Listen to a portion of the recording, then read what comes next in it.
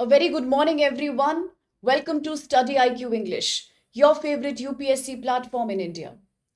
Let's start with today's The Hindu News analysis. That's for 1st September 2025 by looking at all the exam relevant articles from the Hindu newspaper, the New Delhi edition of today. So here we have a list of comprehensive articles because today's newspaper is quite full of important UPSC events. So we have about 8 articles here for the day. While the first 3 articles need a detailed analysis for the mains exam, the remaining others are just news in the passing, which I shall share with you. And also I will share a very interesting fact of the day. So from today onwards, let's start discussing one interesting fact of the day each day. Okay, just for fun, just for improving our, in general, current affairs knowledge. So let's begin by looking at the first article. This is page number 6, editorial page article. It says India's economic churn, the nectar of growth. Let me break this down for you. Very good morning, Pavan, Shaggy, Bulbul. Okay, so this article here talks about what are the positive developments in India's economic growth so far. And since we are talking about economic growth across defense infrastructure, this is corresponding to GS paper 3, Indian economy. And this is also corresponding to other issues like infrastructural growth, GDP growth, plus the self-reliance in the defense sector. Okay, so what does the article say? Let me discuss the key issues with you. The article is saying that India has a history of being very resilient. Do you know what's the meaning of the word resilient? It means elastic. When somebody has the capacity, the tenacity to come back to power after any problem, it shows their strong immunity, their strong strength, and India is an example of that. Article says that long back during the 1980s, India was experiencing a very low GDP growth. At that time, the government did not understand how to manage the increasing trade deficit, the lowering balance of payments, the falling of Indian rupee in the world market. In fact, India had no food security back then. For basic things like wheat and rice, India was becoming so dependent on US. It was during that economic fall down that Indian government decided to adopt the 1991 LPG liberalization, privatization, globalization reforms. We are talking about that. When in a situation as bad as 1980s, when India had barely any money to function for one more year maximum, India was resilient in the form of LPG reforms, and once again, we improved. Today, so many decades later in 2025, we are now going to become the third largest economy of the world. This is India, a land of courage, a land of resilience. So today also, after COVID-19 pandemic, we experienced massive lockdown, fall in manufacturing sector growth, increasing inflation. But still, once again, 5 years later, we are again saying we will be the third largest economy of the world. During COVID, India did a new experiment, improving our digital economy. So this is India for us. So why should we worry when it comes to US tariff 50% on us? Now let's talk about a recent data. Talking about the financial year 2025 to 2026. An interesting thing is that the real GDP growth in India is 7.8%. Now this is highest in the previous 5 quarters. Similarly, if you talk about broad-based growth in manufacturing sector, then that has been pegged at about 7.7%. Construction 7.6%. Service sector 9.3%. All of this is quite higher than past average. Let's talk about nominal GDP growth. The nominal GDP growth is also 8.8%. So where have we lost? We are doing quite well in terms of economic growth.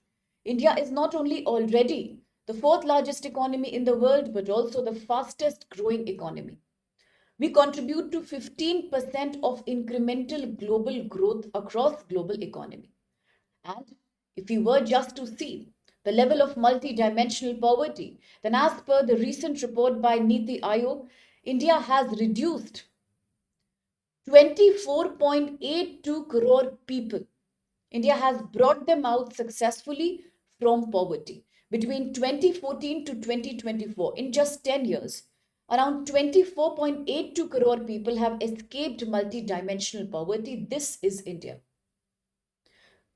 Today, because of better financial inclusion plans, because of direct benefit transfer, welfare schemes of the government, regulated subsidy on agriculture products, health coverage, Ayushman Bharat, all that has resulted in a reduction of deprivation in India at a massive scale. So today we say that India is not only going to be the third largest economy, we will also be the fourth largest refiner of the world, the fourth largest LNG importer of the world, liquefied natural gas importer of the world. Now, this capacity that India has developed today is also going to fulfill our target.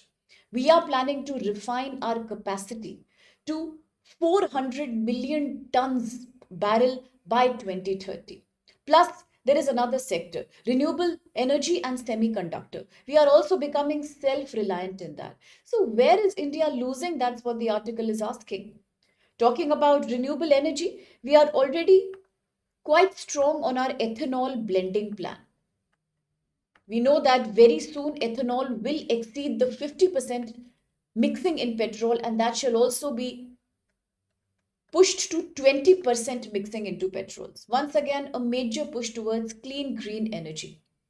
At the same time, today we also talk about the SATAT scheme, SATAN.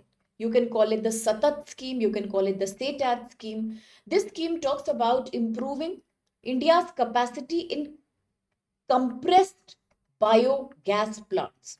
I have discussed it already last week. So very important for next year prelims, everyone. Remember the SATAT scheme, the SATAT scheme. Very good morning, Niharika. Okay, the scheme aims at improving Indian capacity towards compressed biogas plants. Plus, we are also pushing towards green hydrogen. That's again one area in which India is investing heavily. India's total oil imports right now from Russia are fully complying with the EU price caps, which means although we are importing oil from Russia, we are making sure that this oil is not breaching any global sanction. For example, we absolutely respect the G7 EU price capping on this oil import from Russia. We are not breaching any existing sanctions. Apart from that, people say that by 2038, this is the estimate of various research, that India could become the second largest economy also in terms of purchasing power parity growth. We shall become $34 trillion GDP economy. So that is massive. We have a very bright future, it looks like. And all of this has been possible, because of faster digital payment structure, faster subsidies, faster welfare schemes, and much faster Atmanirbhar commitment. Today, the Pradhan Mantri has said vocal for local. Once again, he has said the same thing today, that go vocal for local, which means improve your self reliance across every area of the economy. And today we have the result. Imagine by 2038 being the second largest economy of the world is no small thing. All right. Now, what is the new digital transformation that India has experienced? For example, whether it's semiconductor, electronics, whether it's defense, solar energy, or whether it is any other thing like agriculture, we are now completely going Atmanirbhar. Recently, the government has permitted 12 more items under the rare earth metals. Under India's semiconductor mission, they can be mined domestically by Indian mining companies. Similarly, we are inviting public private partnership in the solar segment, in the hydropower segment. Apart from that, India has an exciting PLI scheme, which means production based employment link scheme.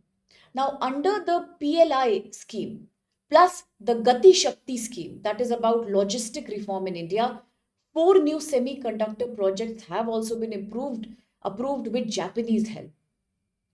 Plus, UPI payment platform today is ruling in the world. Many countries are already having a partnership with that. It is also one of the most fastest and real-time payments that the world is acknowledging. India is also busy in boosting its startup ecosystem. So all these points made in this article highlight just one thing, that yes, India is going the Atmanirbhar way. That is also the need of the hour, given the geopolitical vulnerabilities of the world right now. Today, we so depend on Russia for our oils. Now, that is something we need to work upon. And Indian government is doing quite the same. Today, as our Prime Minister Shri Modi is in China to attend the Shanghai Cooperation Organization, the leaders of both the companies have tried to bury the past enmity and work towards a much better reciprocal relationship and trade and economic growth.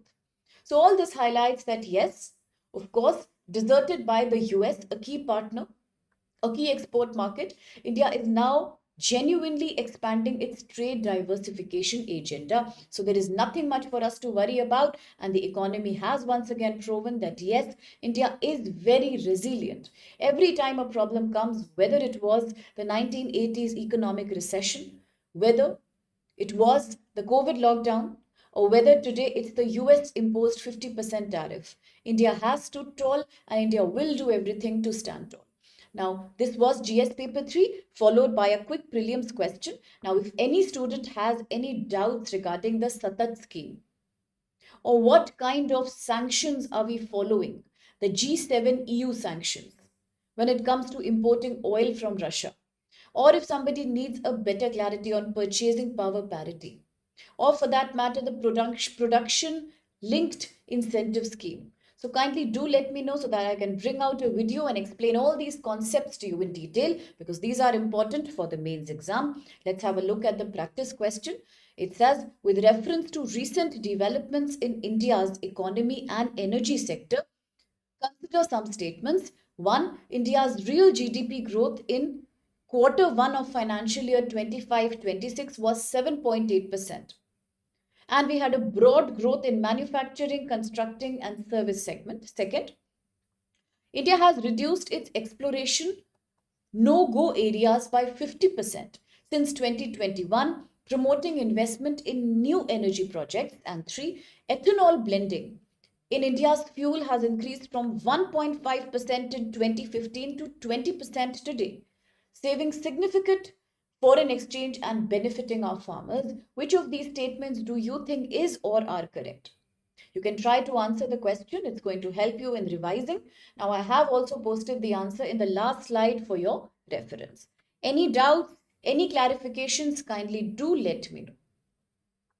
The second article for the day comes from page 8, and we are considering an article which discusses the importance of India's federal design.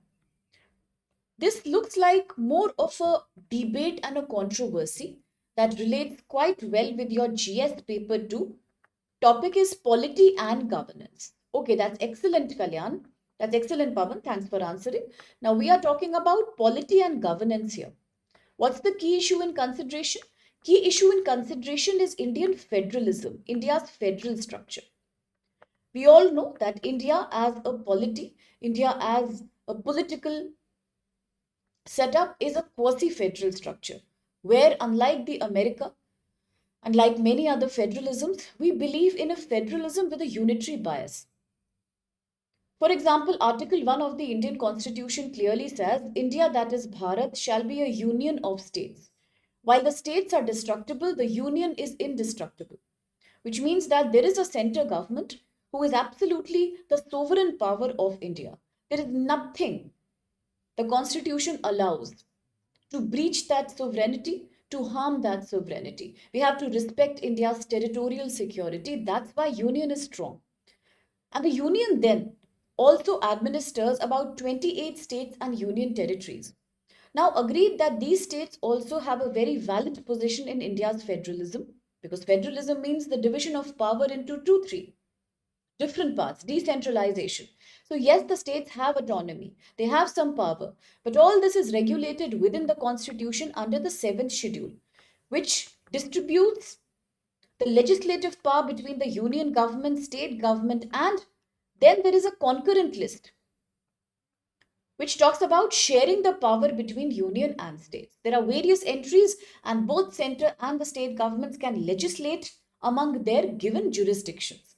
At the same time, there are Articles 2, 3, and 4 of the Constitution which allow the Parliament, by a relevant amendment, to change the name of Indian states, to alter the boundaries of Indian states, to mix or blend existing states together, or to split one existing state into different parts.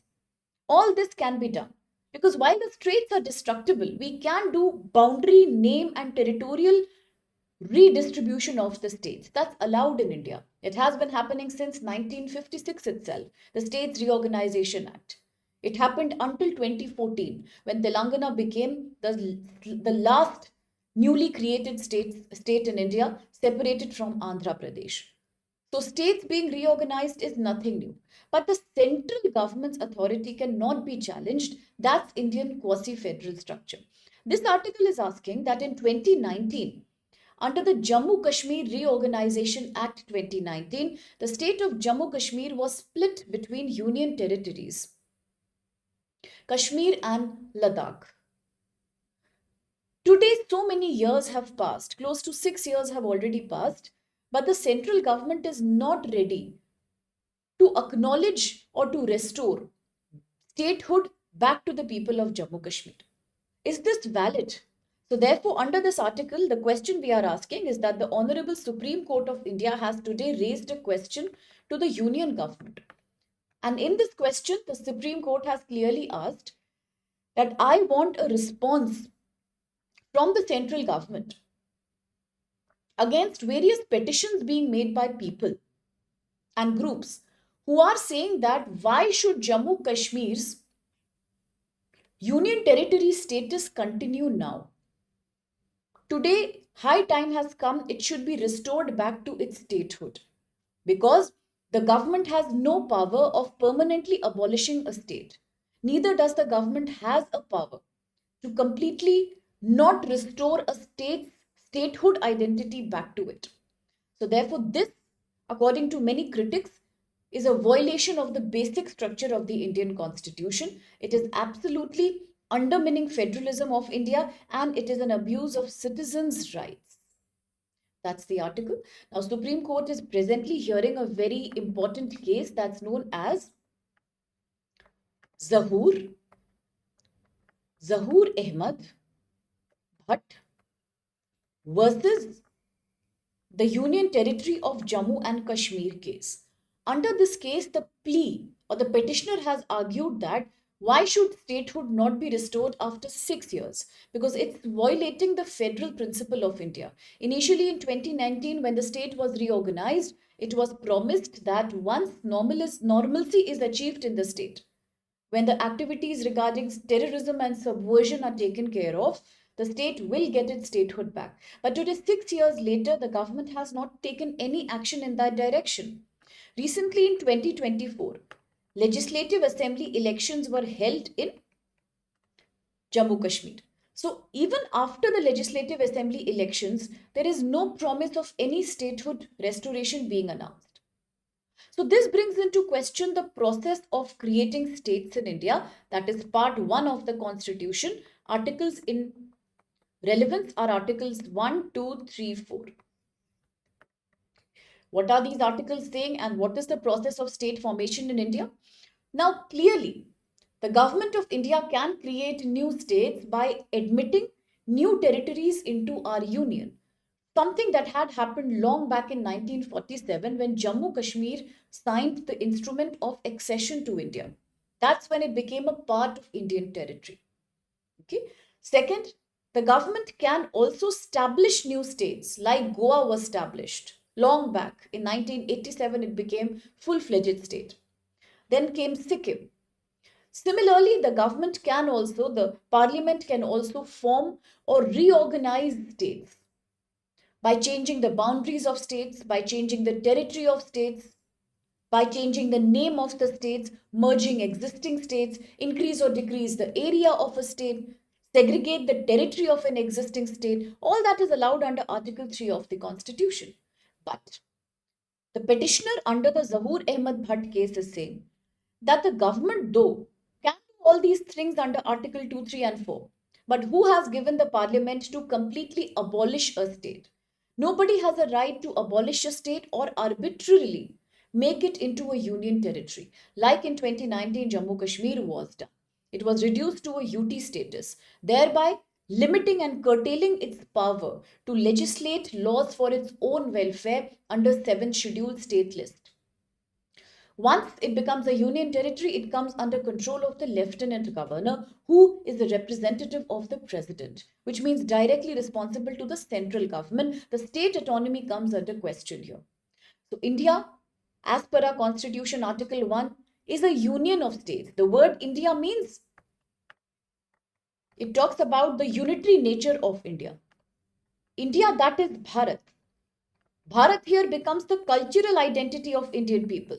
So, India, that is Bharat, shall be a union of states. That's Article 1. Union will always be strong, but the states also have powers. We are not a very centralized structure. We are a quasi federal structure, which means states do have some powers. A very good example could be Article 83 of the Constitution, which means Rajya Sabha is a permanent house. Although Lok Sabha will be re-elected every 5 to 6 years, but Rajya Sabha cannot. Only about few members from Rajya Sabha keep retiring after finishing their tenure. But Rajya Sabha will never get dissolved. It's a permanent body. Why? Because it has representatives of various states at the union level. This shows the importance of states in India. Okay.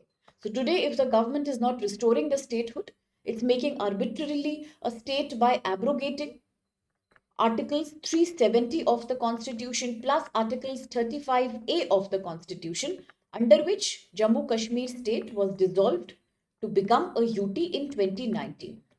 So Article 370, that was creating a separate constitution for Jammu Kashmir, was scrapped off. Similarly, Article 30A was invoked.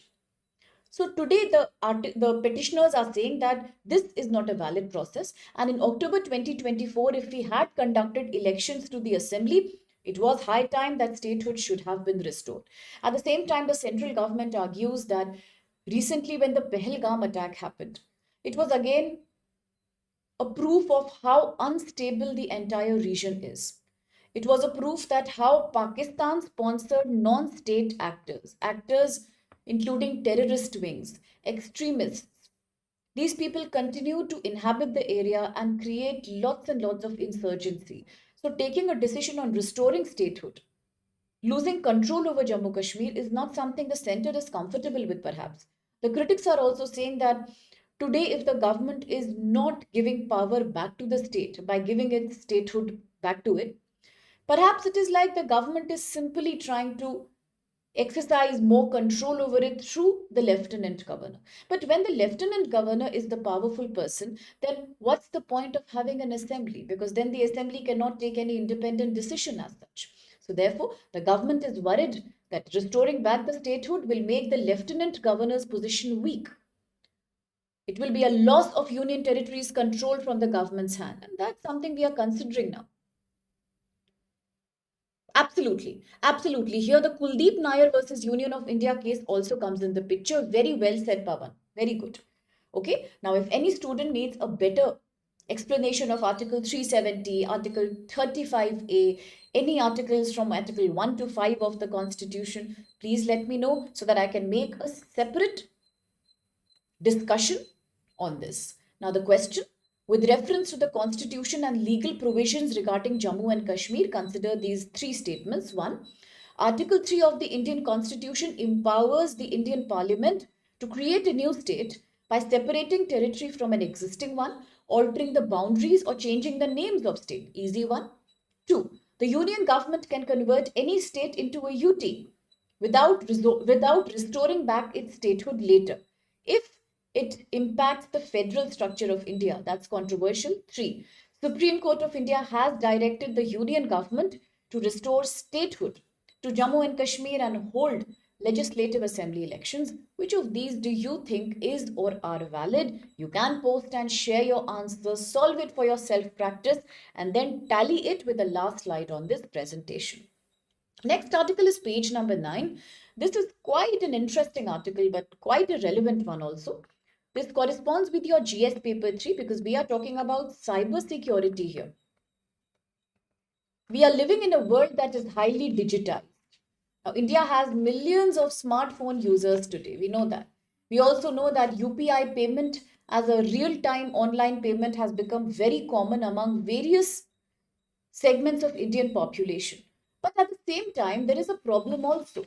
When we are becoming so digital, then there is also an increase of cyber crime, catfishing, cyber bullying, and digital money laundering that are happening. All these come under GS paper 3, including money laundering. Today, the article is saying there is a very common fraud that is happening against Indian citizens known as the APK fraud scam. In a fast growing digital economy, cyber crime is becoming such an issue that is targeting smartphone mobile users across the country, particularly those who are using Android apps. They are being targeted with malicious software virus attacks. It exploits completely the digital trust that people have on online payment systems in India. It is a fear that's also probably a threat to stealing money or personal data of Indian citizens.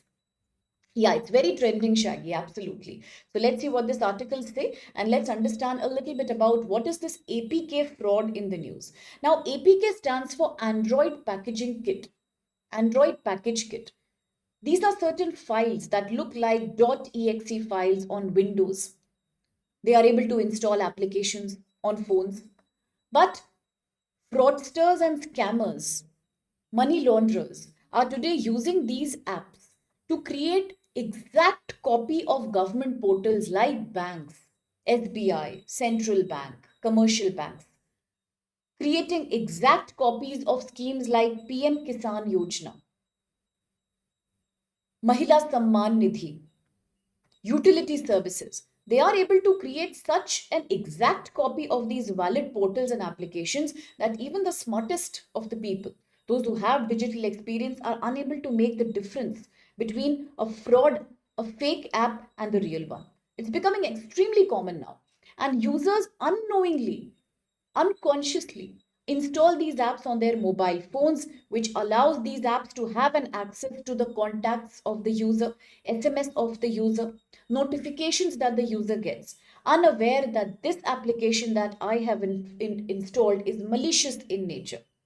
It's not natural or original. Now, these mimic fraudster scam Android files are exact copy of the PM's Kisan, as I said, tax refund portals, electricity payment, various banks, including the SBI. And these are normally spread through WhatsApp, messages, social media. Sometimes they create a sense of urgency. Very often it is said that either make the payment or your mobile services will be disconnected. Either make this payment or we will close and shut your bank account. Now, let's understand India is a nation where literacy is a challenge. And we are talking about digital literacy.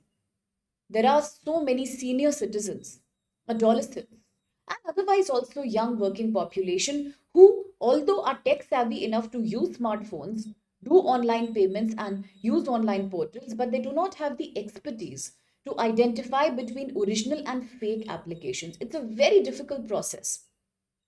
Okay, so now what happens? These fraudsters are therefore able to scam innocent people by using encryption and dormant code. And hence, they are able to completely break into the antivirus protection on your phones and laptops. Once your antivirus protection goes off, what happens? Like a virus, these fake fraud files spread and completely hack the system. And we innocent users are unaware that whatever activity we are doing on our mobile phone, it could be very personal, it could be related to any money transferring, or digital records, all of that is already getting passed on to these fraudsters. They will request you to download various kind of files. They might ask you for OTPs through contact messages, call logs. They can hack your location as well. The question is, who is operating these fraud scams?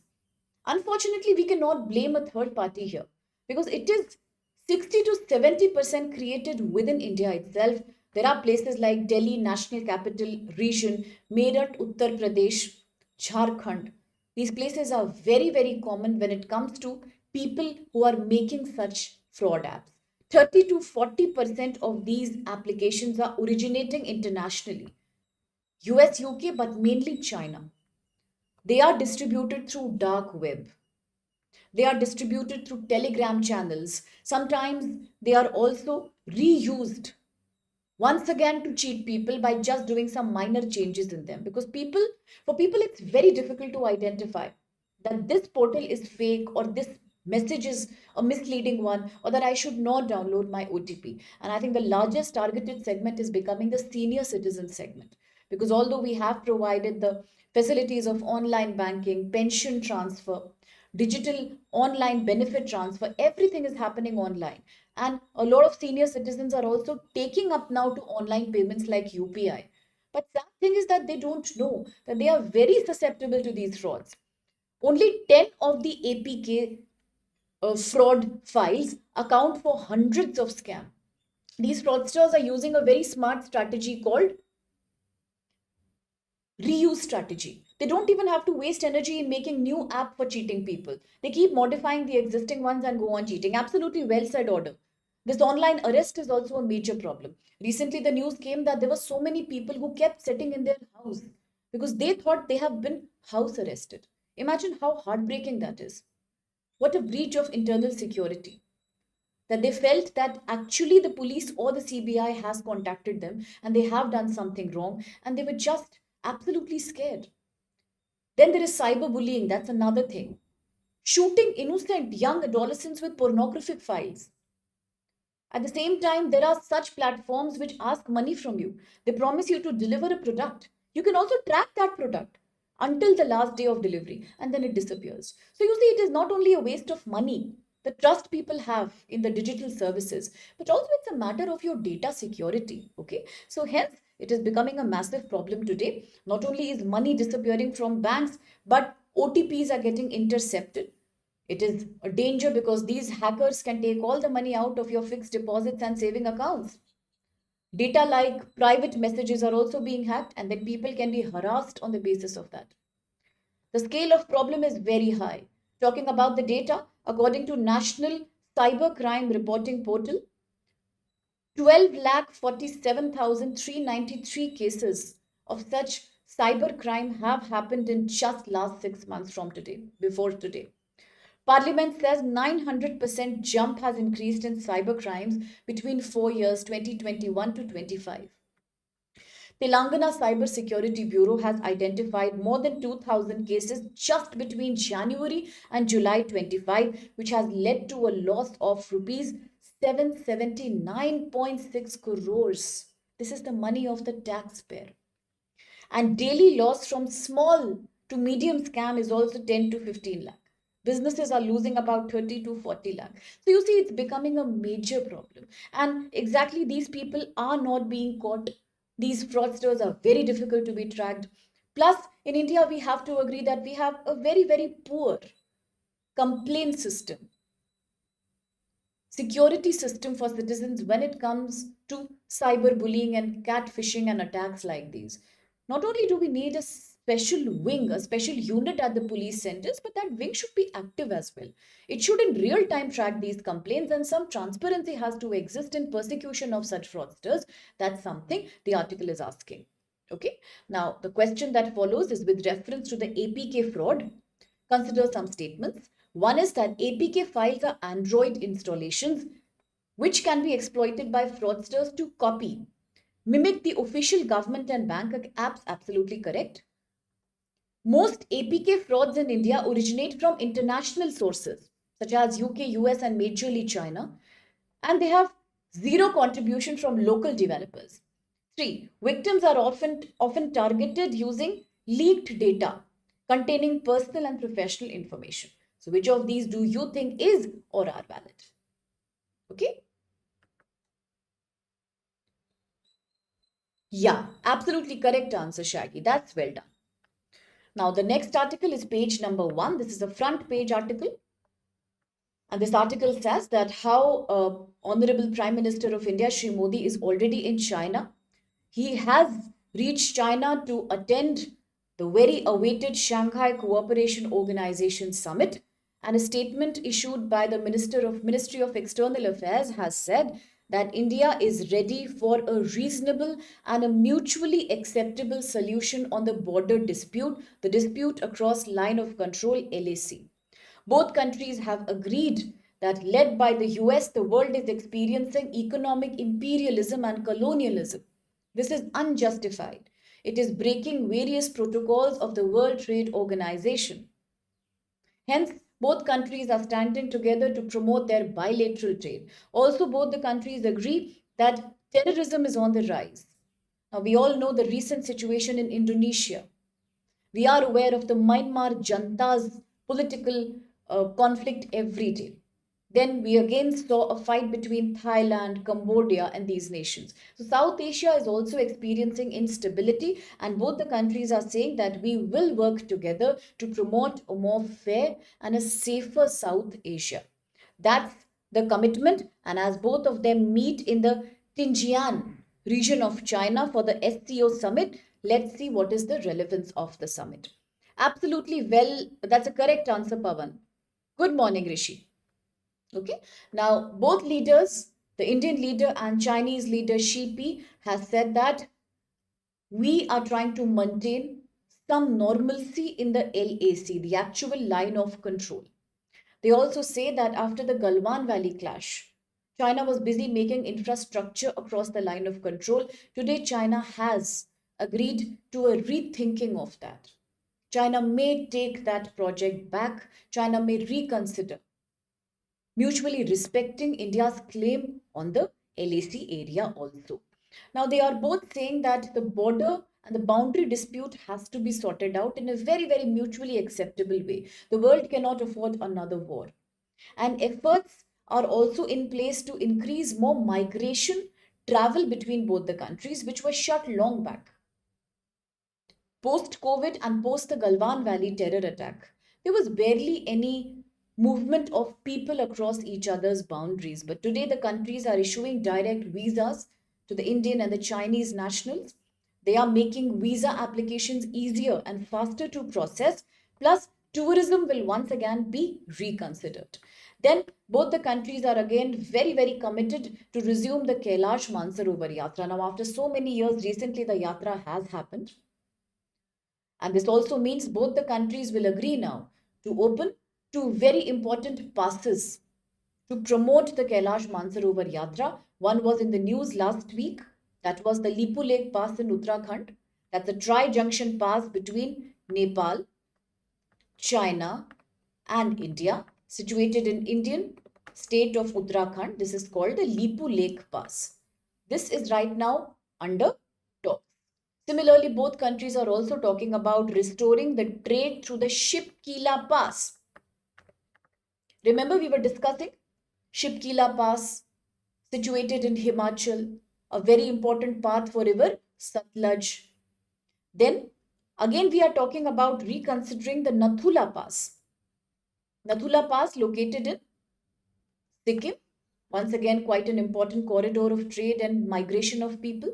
Both India and China share a very age-old historic Buddhist relationship, the exchange of Buddhism, monks, culture, religious forums. So you see, they both are therefore talking about more tourist visas. Now the Nepal angle comes in the picture here because Nepal is experiencing a sidelining. Nepal is feeling that as India and China are promoting their bilateral border ties, places like the Lipu Lake are also concerned with Nepali territory. So Nepal is showing some resentment here. This is an issue we will keep tracking as it emerges. Absolutely. Okay, now both the countries have also said that although we are working better towards border dispute, but we will not allow the border dispute to become an obstacle in our overall relationship. So we will do something to promote more trade, more migration, and cyber and physical security. Let's see how things evolve as the summit unfolds. We will follow it up. Please remember all these three passes, they can come in the prelims as places in the news. You have to look at the map and find their exact location. The next article is a short one. It's a nice article. It's a good field read. It is like an NGO in India named as Educate Girls has won the Raymond Magsaysay Award. Now, this NGO therefore has become the one first such from India to be winning the Raymond Magsaysay. The purpose of the NGO was to educate those girls who would drop out from schools, to enable them to continue their education until they have basic qualifications so that they can find some employment. So today we are saying that for the first time, an NGO from India has actually won this award, and the founder of this NGO is Safina Hussain. The purpose of the NGO was to work for girls' empowerment by promoting the education of school dropout girls. Therefore, it corresponds with GS Paper 2 Social Justice, promoting education among women. Okay, social justice to the vulnerable communities. Here, we are talking about women and their continuing education. The NGO also is trying to challenge gender disparity in rural areas by promoting more skill enhancement for girls. Origin: the NGO originates in Rajasthan, but today it is a multi-state setup. It has expanded to various other states. It is the first Indian NGO to win the Raymond Magsaysay Award. Now, let me quickly talk about the GS paper this time. In the GS paper 2, there was a question about self-help groups and the increasing power of civil society groups. What are civil society groups? Very important for GS paper 2, GS paper 1, and for those students who have opted for sociology. Yesterday in the main sociology paper, there was once again a question on civil society. Civil society groups are those which work outside government control. They are created by people themselves, such as cooperatives, NGO, NPO, self-help groups, and trusts. All these are registered in India. Now, an NGO winning a Magsaysay Award further is proving the importance of civil society participation in bringing about social change. Apart from Safina Hussain, there are other people. One is Shahina Ali and the other is Flaviano Antonio. These are from Maldives and Philippines, respectively, who have also won this award. Now, educating girls is quite much in line with India's National Education Policy 2020. It also respects Beti Bachao, Beti Padhao commitment of India, and then Sustainable Development Goals, goal number 4 and goal number 5, which say quality education should be included. It should be provided to everybody in the world across the globe by 2030, and girls are a very important part of that. Okay, so that's the article for you. Now let's proceed with the next article. Again, a short, interesting article relating to India's defense segment. So I would say this is GS paper 3. We are talking about Atmanirbhar Bharat, self-defense and military exercises. Recently, there was an exercise that was in the news. Do remember that? It was the Bright Star exercise. Egypt and US. India was participating in it. There was another one I told you about, the Alchi Shield exercise that was between US and South Korea. North Korea was very unhappy with that exercise. Today I'm talking about an Indian exercise that is going on right now in Arunachal Pradesh, the very hilly area of Arunachal Pradesh, in extreme physical conditions. This exercise is known as Exercise Yuddh Kaushal 3.0. It is underway in the Kaming area of Arunachal Pradesh. The purpose is to check next generation preparedness of Indian war systems in a difficult condition like Himalayan territory. Okay, this is the news in the picture now. So you should know about exercise Yuddh Kaushal 3.0. What's the intention of this exercise? What's the objective? The objective is to prepare for combat readiness, to attack in case of a danger, to retaliate in case of an attack, even in high altitude, difficult mountain regions like that of Arunachal Pradesh. It is being conducted in the Kameng region. It's a very high altitude Himalayan frontier along the India-China border. Now remember, right now the Shanghai Cooperation Organization talk is going on. India and China have said that border territory issue is a key issue here, because it is the Arunachal Pradesh area where China has constantly tried to create some intrusion, some pressure on India. You see, India is playing it very diplomatically right now. On the one hand, both the prime ministers of India and China are trying to talk about bilateral security, but that doesn't mean India is being lazy or complacent on the security front. We do not want the 1962 episode to be repeated once again. We know that China could be a great trading partner, but then China is not a reliable geopolitical partner. So, therefore, we are working towards enhancing our border security in Arunachal Pradesh. The main objective of this exercise Yuddha Kaushal 3.0 is to test how ready we are for a retaliatory attack under extreme climate conditions and difficult geographical conditions like that of rocky Arunachal Pradesh. This includes troop movement, coordinated operations between the Navy, the Air Force. Some members from the Navy are also participating. Majorly, it's between Air Force and the Border Security Forces plus Indian Army. We will talk about creating better strategy in Himalayan terrain for warfare. Then, drone surveillance and real time target acquisition is also being thought of.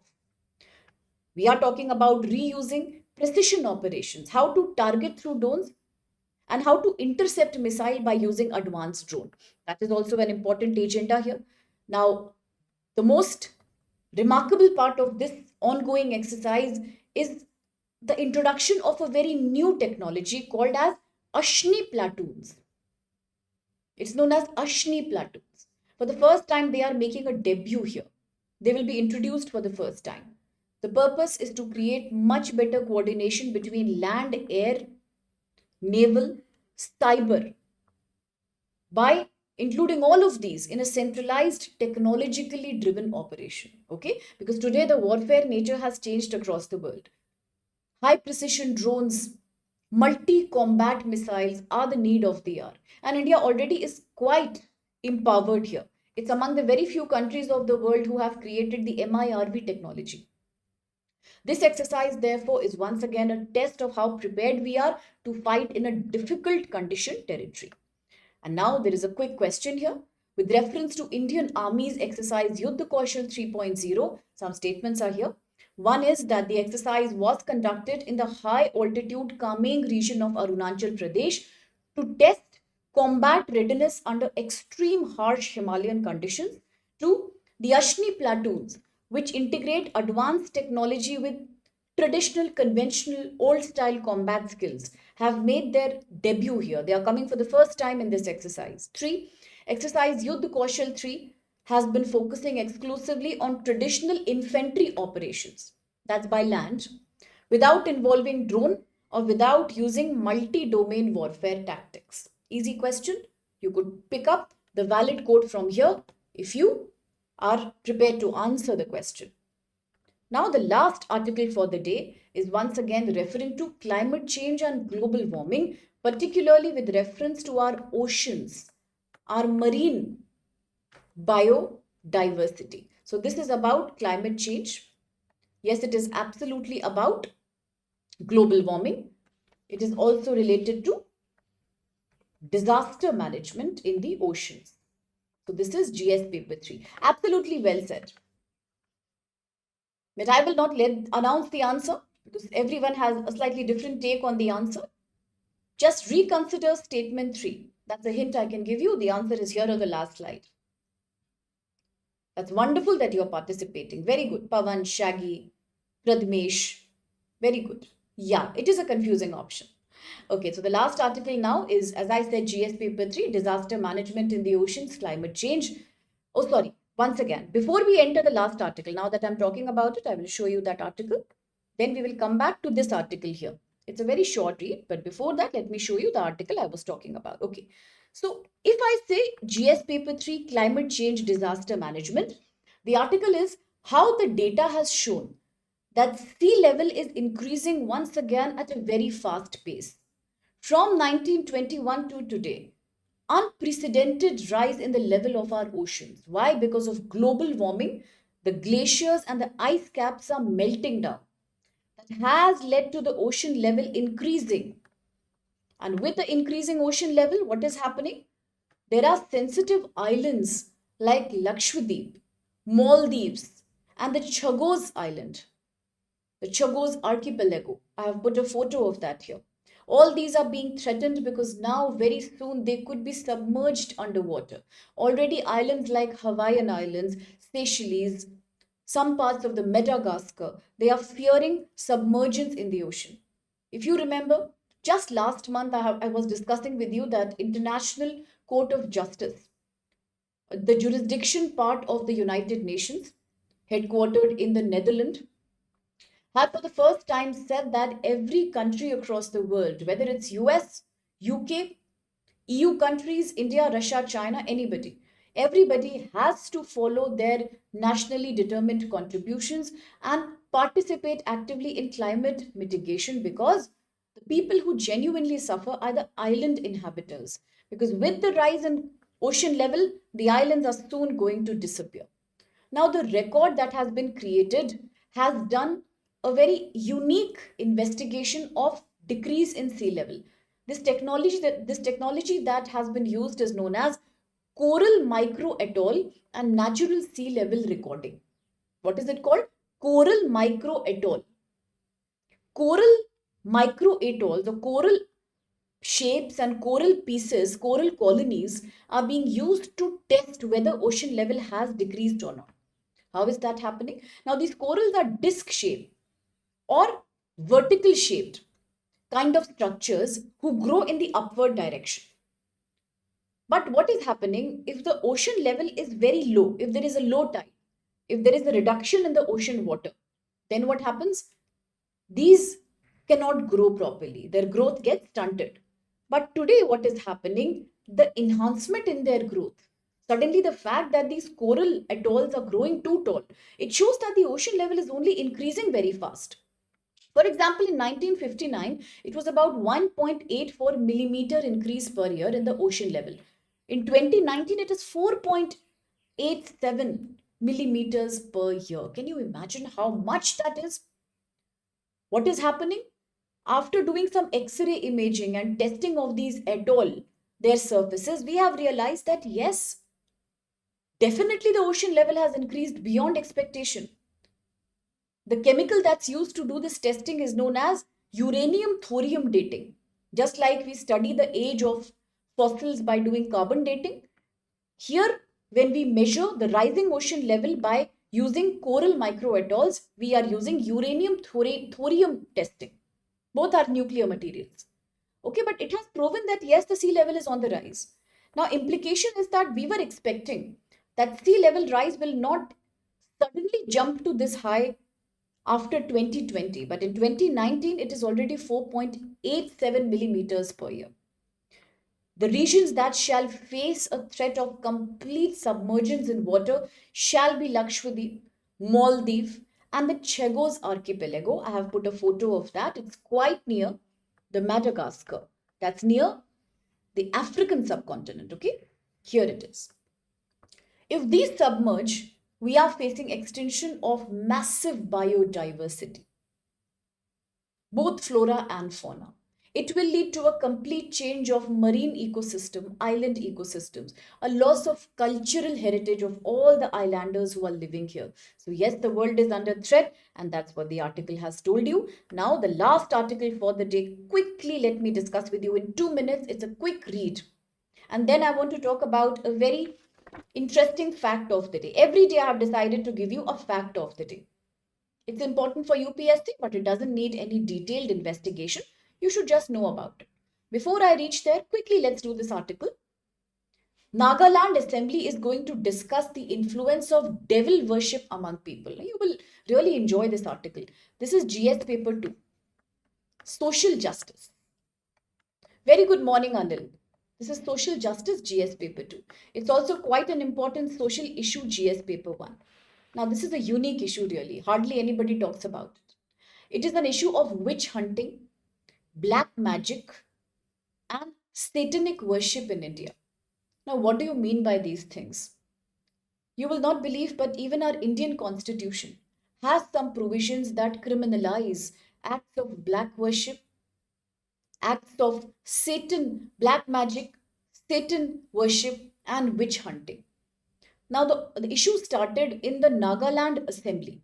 Now, let's understand that Nagaland is one state which has English as its official language. Back in the 2011 census, Nagaland was the only state in India that experienced a negative population growth. The only state in India in 2011 census that had a negative population growth.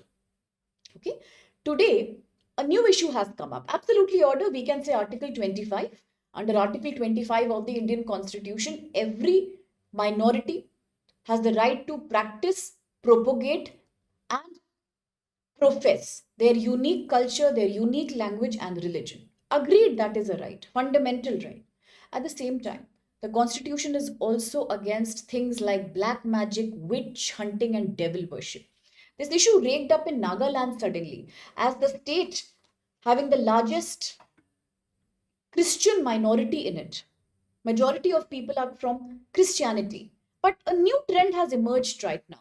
A lot of tribals and a lot of Christian communities are taking up to a very unique, a very unexpected impact that's coming from somewhere. And this impact is the impact of devil worship, satanic practices, various kinds of black magics.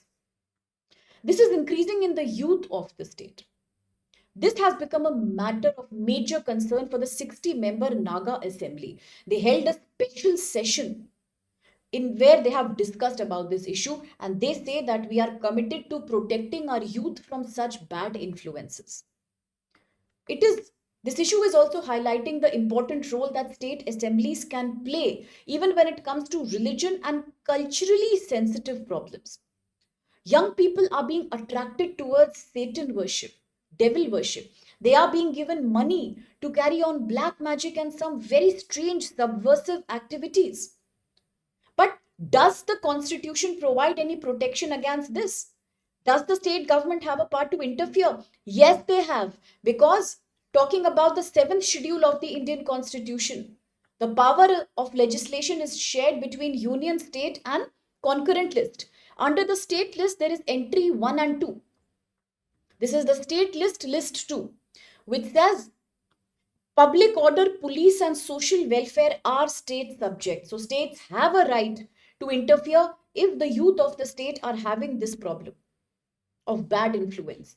Then Indian Penal Code, today which has been replaced in 2023 by the Bharatiya Nyaya Sanhita, this original Indian Penal Code has a section called Section 420, Section 319 and 388. All of them are criminalizing attempts at cheating, scaring people in the name of religion and culture, including practices like black magic and devil worship. These are criminalized if you are trying to force or scare somebody to take these up. Similarly, some states like Chhattisgarh, Jharkhand, Rajasthan, which have a high tribal population, where problems like witch hunting, killing of innocent women, widows, mentally challenged, physically disabled women, by calling them as witches, is strictly prohibited. These states have specific laws which are saying occult practices.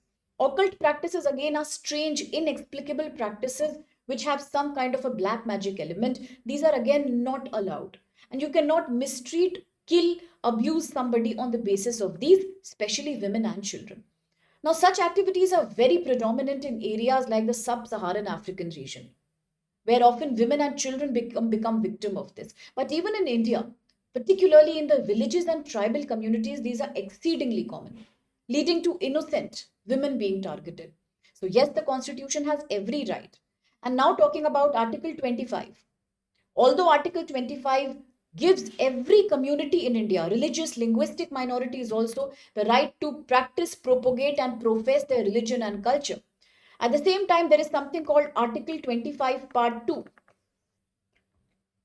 which also says that in case the government of the country feels that any religion, any culture, any language is doing something that is harming public morality, public safety, or the interest of India, security of India, then it can be prohibited. So the article has brought down that debate also. And here's where I take your leave for today's session. I hope you enjoyed the session. Should there be anything you want me to talk about, discuss about, you are absolutely free to let me know. Okay, and thank you so much for being a part of today's lecture. See you soon with another such interesting Hindu coverage. All the best. If you enjoy the lecture, do like, share, and subscribe Study IQ English. Thank you. Very good morning, Avantika.